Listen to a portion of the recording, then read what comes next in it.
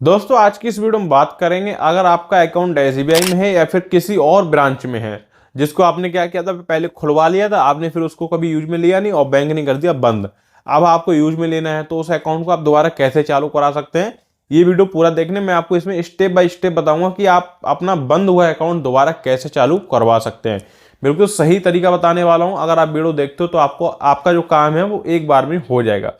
यहाँ पर जो हम बात करेंगे अपने एसबीआई बैंक की, ठीक है, क्योंकि भाई मैं एसबीआई का सीएसपी चलाता हूँ तो मुझे पूरा पता है कि आपका अगर अकाउंट स्टॉप है तो कैसे उसको हटाया जाएगा, कैसे आपका खाता चालू किया जाएगा। यही सेम प्रोसीजर आपके और बैंक में भी फॉलो किए जाते हैं। बात याद रखना कि हर बैंक में सेम प्रोसीजर फॉलो किया जाता है अकाउंट को दोबारा चालू करने के लिए। तो मुद्दे पे आते हैं। मान लीजिए आपने साल 2 साल पहले अपना एक कोई खाता खुलाया है जिसको आपने कभी यूज में नहीं लिया, और आज आप डायरेक्टली जाते हैं वो खाता यूज में लेने के लिए, तो आपको पता चलता है कि बैंक ने आपका वो खाता बंद कर दिया है। ठीक है, इस केस में सबसे पहले आप एक बात समझिए, बैंक कभी भी खाता बंद नहीं करती है। ठीक है, वो स्टॉप कर देगी, खाता बंद नहीं करेगी। खाता आपका पूरी पूरी तरीके से कब बंद होता है, जब आप बैंक को एक एप्लीकेशन लिख के दे देंगे ना, तब खाता पूरी तरीके से बंद किया जाता है आपका। ठीक है, अन्यथा आपका जो खाता है वो स्टॉप कर दिया जाएगा, बंद नहीं होगा। ये बात याद रखना, हर बैंक यही काम करेगी, आपका खाता स्टॉप कर देगी बट उसको क्लोज नहीं कर सकती विदाउट आपकी परमिशन के। ठीक है, ये बात याद रखना। अब बात ये आती है, अगर हमारा अकाउंट स्टॉप हो गया है तो उसको हम दोबारा चालू कैसे करा सकते हैं, दोबारा कैसे उस अकाउंट में ट्रांजेक्शन कर सकते हैं।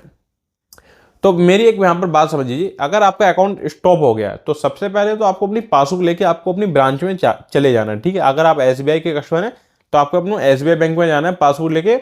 वहाँ सबसे पहले तो आपको अपनी जो पासबुक की फोटो कॉपी एक देनी पड़ेगी, एक आपको आधार कार्ड की फोटो कॉपी देनी पड़ेगी, एक आपका पासपोर्ट साइज फोटो देना पड़ेगा, दूसरा आपको मिलेगा वहाँ पर एक केवाईसी फॉर्म। ठीक है, वो केवाईसी फॉर्म आपको पूरा भरना पड़ेगा, जिसमें आपका नाम, डेट ऑफ बर्थ, पिताजी का नाम और मोबाइल नंबर, आधार नंबर, ये सब चीज़ मांगता है। तीसरी जो चीज़ है सबसे इंपॉर्टेंट, जिसके बिना आपका काम नहीं हो सकता, वो होता है हमारा ई केवाईसी सर्टिफिकेट, जो कि आपको बैंक वाले निकालते हैं या फिर दूसरा कोई सीएसपी वाला निकाल सकता है। बस ई केवाईसी सर्टिफिकेट के बिना आपका खाता यहाँ पर दोबारा चालू नहीं किया जाएगा। ठीक है, इस केस में आपको एप्लीकेशन लिखने की कोई जरूरत नहीं पड़ती। सबसे पहली बात यह है कि आपको एप्लीकेशन लिखने की कोई जरूरत नहीं पड़ेगी। ठीक है, आपको केवल क्या करना है, केवल आपको ई केवाईसी फॉर्म भरना है आपको, और आधार कार्ड की फोटोकॉपी, पासबुक की फोटोकॉपी लगाना, उसी फॉर्म पे जो आपको अपना एक फोटो लगा देना है।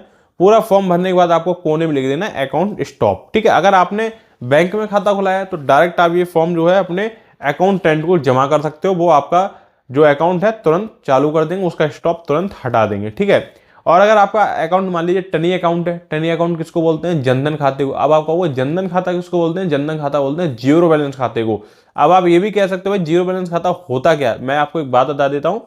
जो जीरो बैलेंस खाते होते हैं वो खोलते हैं हमारे एसबीआई सीएसपी वाले। ठीक है, जिनको कि हम ये बोल सकते हैं कि प्रधानमंत्री की एक योजना के तहत खोले जा रहे थे जनधन खाते, जिनमें क्या होता है बीमे किए जाते हैं। ठीक है, इस वजह से जिनमें कुछ सरकारी पैसा आता है उसको बोलते हैं जनधन खाता। मान लीजिए आपका कोई जनधन खाता है वो बंद हो गया है, तो उसमें क्या करेंगे, उसमें भी सेम प्रोसीजर यही है, आपको यही सारा काम करना पड़ेगा जो मैंने आप लोगों को बताया है। बस उसमें आपको सीएसपी वाले की मोहर लगवानी पड़ेगी फॉर्म पे और साइन करवाने पड़ेंगे। यानी कुल मिला के आपको अपना जो फॉर्म है वो सीएसपी वाले से वेरीफाई कराना पड़ेगा। वेरीफाई कराने के बाद डायरेक्ट आप बैंक में जाइए, अकाउंटेंट को वो फॉर्म दे दीजिए, आपका जो खाता है चालू कर दिया जाएगा, उसमें कोई दिक्कत नहीं आएगी। ठीक है, कंडीशन ये है कि अगर सीएसपी वाला खाता है तो सीएसपी ऑपरेटर उसको पहले वेरीफाई करेगा। ठीक है, और अगर आपका सेविंग अकाउंट है जो कि मेन ब्रांच का अकाउंट होता है, वो डायरेक्ट आपका जो आपके बोलते हैं अकाउंटेंट है वो कर देंगे। ठीक है, उसमें कोई प्रॉब्लम नहीं आएगी। तो इस तरीके से जो है आप अपना अकाउंट दोबारा चालू करवा सकते हो। ठीक है, अगर ये वीडियो जरा सा भी आप लोगों को अच्छा लगता है तो वीडियो को लाइक, कमेंट, शेयर कर देना, और अगर चैनल बने हो तो चैनल को भी सब्सक्राइब कर लेना आगे के एपिसोड देखने के लिए। मैं मिलता हूं आप लोगों से दूसरी वीडियो में, तब तक take care and thanks for watching.